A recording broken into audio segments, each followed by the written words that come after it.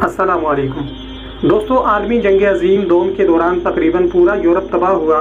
जंग के बाद जब दोबारा आबादकारी शुरू हुई तो एक शहर जो कि तकरीबन तबाह हाल था, वहाँ वसाइल न होने की वजह से माओं ने आटे के थैले काट कर अपने बच्चों के कपड़े और फराक सीना शुरू कर दिए। मजबूरी थी। इस चीज़ को एक मिल मजदूर ने नोट किया जो कि उसी आटे की मिल में काम करता था। मालिक तक बात पहुंची तो मिल ऑनर ने फ़ौरन ये फ़ैसला किया कि हम अब आटे के थैले पर मिल का नाम नहीं बल्कि खूबसूरत फूल और डिज़ाइन बनाएंगे। ये होता है एक कौम का होना, अपने लोगों का दर्द बटाना।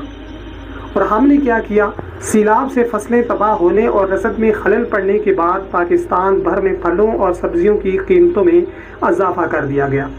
लोग परेशान हाल हैं, लेकिन हम कई हिस्सों में बट गए हैं। हमें ऐसा कर दिया गया है या हम लाशऊरी तौर पर किसी अनजानी क़ुव्वत के आलाकार बन गए हैं। कौम क्या होती है हम भूल गए हैं या हमें बुला दिया गया है। टमाटर और प्याज 300 रुपये तक ले गए जो ट्रक इमदादी सामान लेकर जा रहे थे। रात के अंधेरे में वडेरों के लोगों ने उन पर हमला किया और ट्रक लूट लिए। जो फरार हुए और पुलिस तक पहुंचने में कामयाब हुए, पुलिस उनको देखकर गाड़ी के शीशे ऊपर चढ़ाकर बैठ गई। लुट्टे फुट्टे अवाम की अमदाद भी लूट ली गई। गरीबों को खाने के सामान से भी महरूम कर दिया गया। माएँ बहनें बेटियां खुले आसमान तले बेपर्दगी में बैठी हैं।